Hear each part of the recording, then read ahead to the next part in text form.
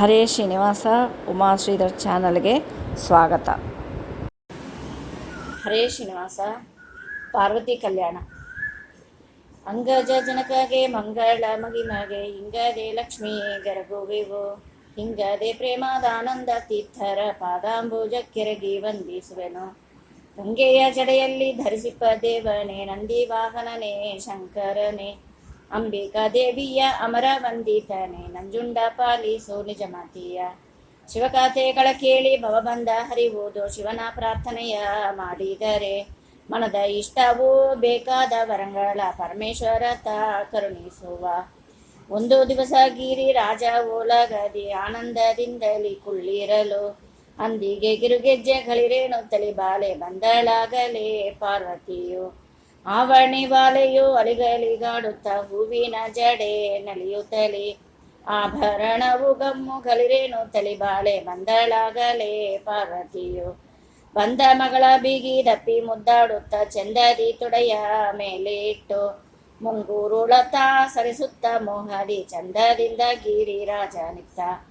ಗಗನ ಮಾರ್ಗದಿ ವೀಣೆ ಸ್ವರಗೈಯುತ್ತ ಬಂದ ನಾರದ ನೋಲಗಕ್ಕೆ, ಬಂದ ಮುನಿಗೆ ಷೋಡಶೋಪಚಾರವು ವಂದನೆಗಳ ಮಾಡಿದರು.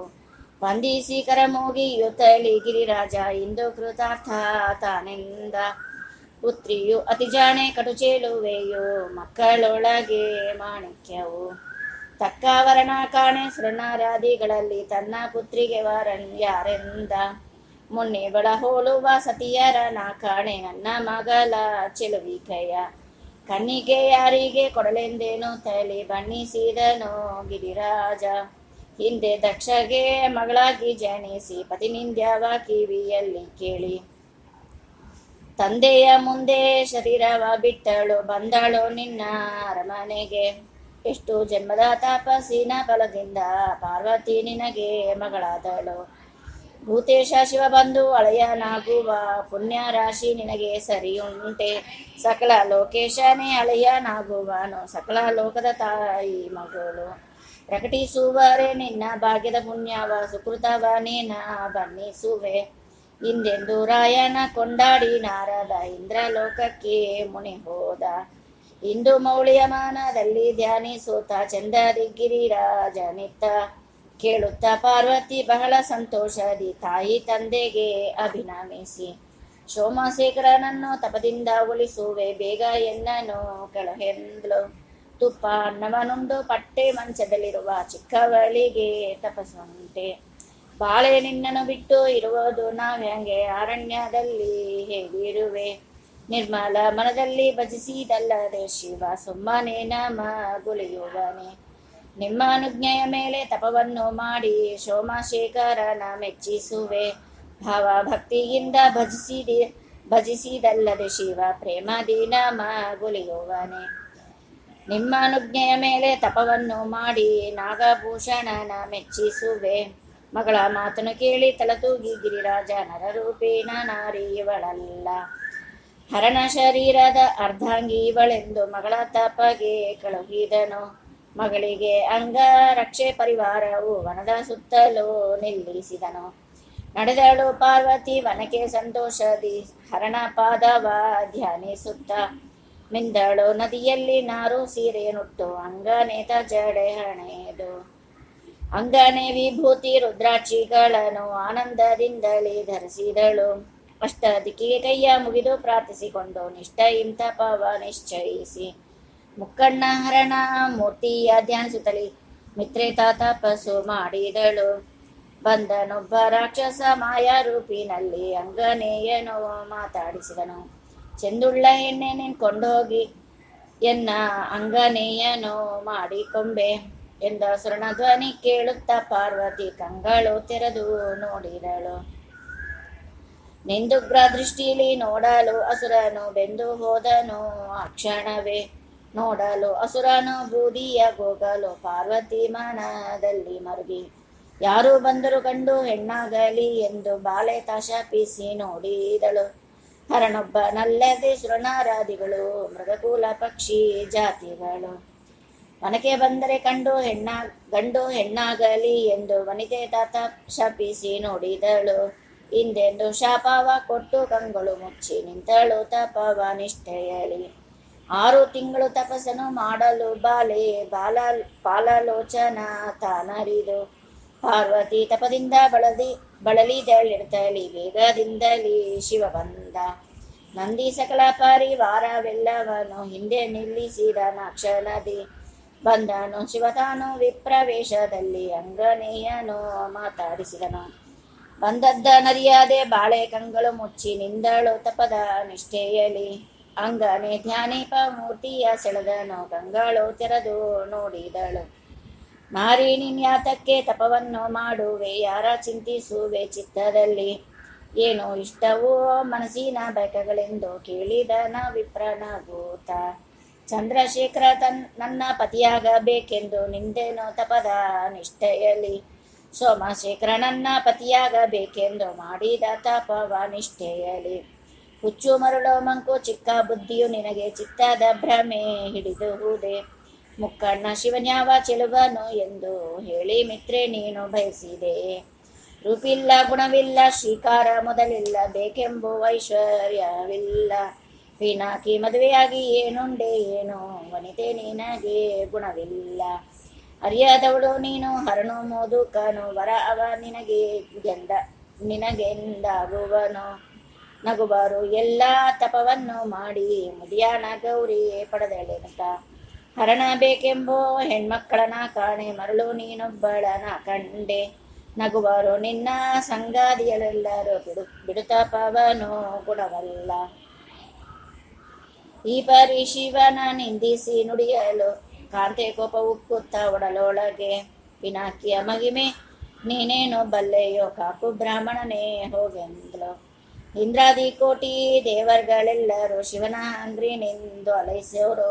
ನಂದಿ ವಾಹನನ ಮಗಿಮೇನು ಬಲ್ಲೆಯೋ ಮಂದಮತಿಯೇ ಹೋಗೆಂದಳು. 33 ಕೋಟಿ ದೇವರುಗಳೆಲ್ಲರೂ ಶಿವನ ಹತ್ತಿರನೆಂದು ಅಲೈಸೋರು. ಪ್ರತ್ಯಕ್ಷ ಶಿವನ ಮಹಿಮೇನು ಬಲ್ಲೆಯೋ ಹುಚ್ಚು ಬ್ರಾಹ್ಮಣನೇ ಹೋಗೆಂದಳು. ಮಿತ್ರೆ ನುಡಿದಳು ವಿಪ್ರನೆಂದು ಬಿಟ್ಟೆ ಮತ್ತೊಬ್ಬರಾದರೆ ಈಗಲೇ. ತಕ್ಕ ಬುದ್ಧಿಯನ್ನು ಹೇಳಿ ಶಿಕ್ಷಿಸಿ ಕಲಹುವೆ ಇಷ್ಟರಲ್ಲೇ ಹೋಗೆಂದಳು. ನೋಡಿದನು ಪಾರ್ವತಿ ಮನದ ಭಕ್ತಿಗಳನ್ನು ಬೇಗದಿ ಶಿವ ಕೈಯ ಹಿಡಿದ. ನೋಡುತ್ತಾ ನಡುಗುತ್ತಾ ಅಂಜುತ್ತಲಿರೆ ಶಿವ ತೋರಿದನೆ ತನ್ನ ನಿಜ ರೂಪ. ಜಾಹ್ನವಿ ಜಡೆಯಲ್ಲಿ ಪಾಲದಿ ಚಂದ್ರರು 3 ಕಣ್ಣಿನ ಮುಖ ಕಾಂತಿ. ನೀಲಕಂಠನು ಚತುರ್ಭುಜ ಮೂರ್ತಿಯ ಬಾಲೆಗೆ ಶಿವ ತೋರಿಸಿದ. ಬಿಡಿಸಿದ ಜಡನಾರು ಸೀರೆಯ ಶಿವತಾನು ಕೊಡಗಿದ ಮೈಯ ತೋಳುಗಳ. ತೊಡಿಸಿದ ಸರ್ವಾಭರಣವ ಗೌರಿಗೆ ಉಡಿಸಿದ ದಿವ್ಯಾಂಬರವ. ಬಳಲಿದಳೆನುತ್ತ ಗಿರಿಜೆಯ ಮನ್ನಿಸಿ ತನ್ನ ತೋಡೆಯ ಮೇಲೆ ಕುಳ್ಳಿರಿಸಿ. ಬಂದರು ನಂದಿ ಸಮಸ್ತರು ಸಹಿತಾಗಿ ಕರೆದರು ಹೂವಿನ ಮಳೆಯ. ಕಾಮಧೇನು ಕಲ್ಪ ವೃಕ್ಷವು ತುಂಬುರು ನಾರದರಂಭೆ ಊರ್ವಶಿಯು. ದೇವೇಂದ್ರರು ಅಷ್ಟದೊರೆಗಳು ವಸುಗಳು ವಿವಾಹಕ್ಕೆ ಬಂದರಾರ್ತಿಯಲಿ.